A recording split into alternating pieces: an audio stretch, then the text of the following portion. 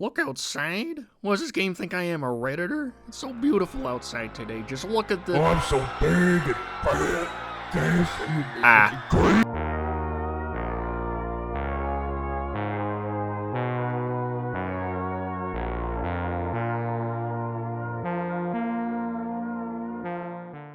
Look Outside is a terrifying survival horror where Toad.exe tells you knock-knock jokes while you're high on crack. It's a game that tests your moral compass without giving you the obvious good guy, bad guy options like other RPGs of this nature. If you, yes you, not me, go into an apartment and murder a family of teeth people, then that's your fault, and you should be ashamed. Oh no, the game's mad at me. I'm not a bad person. Oh god. Yeah, man, come on, I have to survive. Strangely, you feel great. Should you brush your teeth? A cosmic eldritch horror simply named The Visitor are heard of the legendary Denny's syrup foot job and immediately set course to our planet. Unfortunately, in doing so, it's transformed the entire world into a living nightmare overnight. If one were to observe The Visitor back, well— humans and animals alike twist and turn into monstrous beings. Some retain their sanity while others completely lose their shit like the average Marvel Rivals player when I tell them to stop jerking out. When you boot up the game, you're completely alone. The only company you're given is your neighbor Sybil. Hi, we don't speak much. You're unemployed, right? Where does this game take place? Fucking Canada? Sybil tells you that this whole thing will probably blow over in 15 days' time. She's the only friendly face you'll meet for a while. When she goes away, you're pretty much on your own. You can do regular stuff around your apartment to pass time, like playing video games, looking at social media, or just simply beating your shit. But once you take that first step outside the comfort of your apartment, it gets real. Silence is broken up by the occasional ambience of the apartment. The lights buzzing, the floors creaking. It's an immediate shift in tone that does a fantastic job of showing the average Birmingham living space. But more importantly, it creates this feeling of isolation, and survival will be dependent on your actions. You make your way into a nearby apartment, looking for any supplies to help you on your journey. Then suddenly you come across one of your neighbors, driven mad by the visitor's gaze. They stab themselves repeatedly like an emo chick at a My Chemical Romance concert, before revealing a disgusting bulging eye coming from their body. It's a hard fight, and when you strike them down, nothing. No fanfare, no video gamey noises to congratulate you on fucking murdering this guy. Nothing. You just killed that guy. You snap back to reality in a silent bathroom and take any supplies lying around. You scurry back to your apartment in one piece. You feel relief. Even though you've only ventured into 1 or 2 apartments, the progress feels massive. Something interesting about Look Outside is the game's save system. Instead of a typical save game button, Look Outside demands you play the game and take risks before allowing you to bank any progress. Every time you enter a new room, your danger meter rises. When you return home, you gain XP depending on how much you've explored before arriving back at your apartment. You talk to Sybil and tell her about your day. She'll usually remark on your adventures through the complex, and it allows you to save your game at that point. Suck my fucking ass, you goddamn stuttering fucking parrot! It's a unique way of rewarding riskier play, but if you die at all during your time outside the apartment, you lose all of your progress and need to start from the last save. And depending on how much you've explored, that could be 3 minutes of progress or 3 hours. However, you can bank up to 600 XP, which is massive in early to mid game since you can demolish boss level threats with complete ease. I usually opted to rush back to my apartment as soon as I could because I'm a massive little bitch who hates losing progress. There's one encounter I found extremely interesting on my first playthrough, and that's the encounter with the Grinning Beast. When you reach the 2nd floor of the complex, you can pick up a key on the far side of this hallway. However, if you try to go back, you'll notice that the hallway extends further and further. You're suddenly chased down by a Roblox developer. Oh, the horror. If it catches you, you'll have no choice but to do battle with it. It caught me my first time and absolutely kicked my fucking teeth in, but I was determined. My stupid ass went right back to the 2nd floor, and this time, I intentionally fought the thing, because I have 2 brain cells. But somehow, some way, I was able to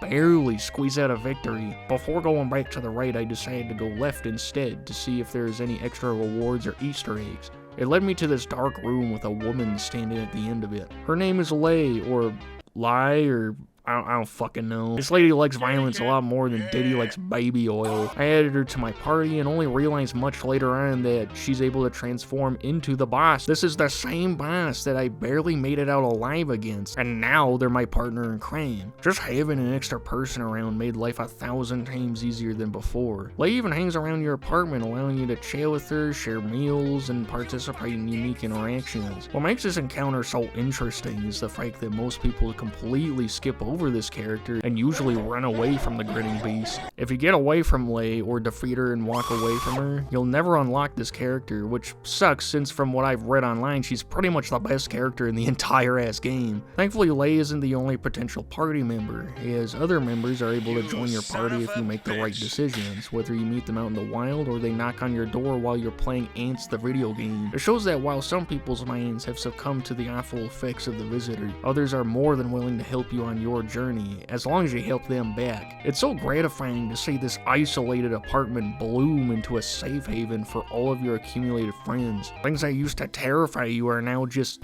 normal. You meet all these horrific characters, but you also come to realize that they too are just human. Or at least they were human at one point. Slowly, Look Outside goes from this horrifying experience to something more akin to Lisa the Painful. It teaches the player to not judge a book by its cover. Some characters that look absolutely terrifying can have really noble intentions. Being able to decipher friend from foe can be just as interesting as the other aspects of the game. I mean, except Eugene. There's nothing much to him. He's just this chill guy that owns a shop on the second floor. Even his music goes fucking crazy.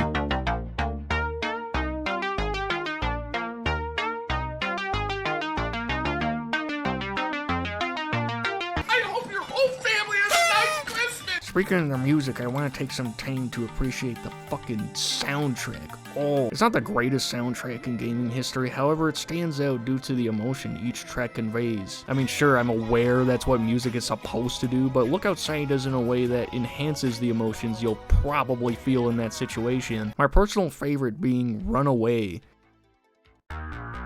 It starts as this really ominous, heart-thumping, about to get your ass kicked piece. Even the game tells you that, hey, you should probably go the other direction. However, there's nothing more badass than just ignoring that warning and going head into danger. The game knows this too, because at the 35-second mark, the music picks up. The game realizes that you aren't backing down. You're no longer scared of the threat in front of you, because it's no longer a threat, and it's scared of you.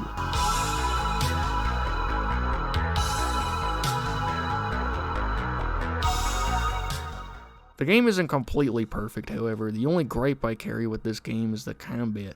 Thankfully, it is engaging enough in boss encounters to require strategic play. However, regular encounters feel way too easy, and by the end of the game, they just feel tedious and boring. There's one section that's especially tedious and feels like it just goes on forever, with encounters that take up too much of your time without the enemies posing any significant threat to you. I filled the entire danger bar from this encounter alone, which emphasizes just how long and tedious it is. If you die at any point in this encounter as well, you have to start it all over again, which just makes it way worse. I do like characters like Lei or Dan that have their own unique movesets and abilities, but those characters are few and far between. Most party members simply don't do much outside of swing a weapon or just shoot a gun. I've never been a big fan of turn-based combat, however, so you can take my comments with a little grain of salt, but I do wish this game had a more interesting combat loop, considering everything else is just so well thought out in comparison. It's not bad, I just want it to be better. Overall, Look Outside is a truly fantastic game.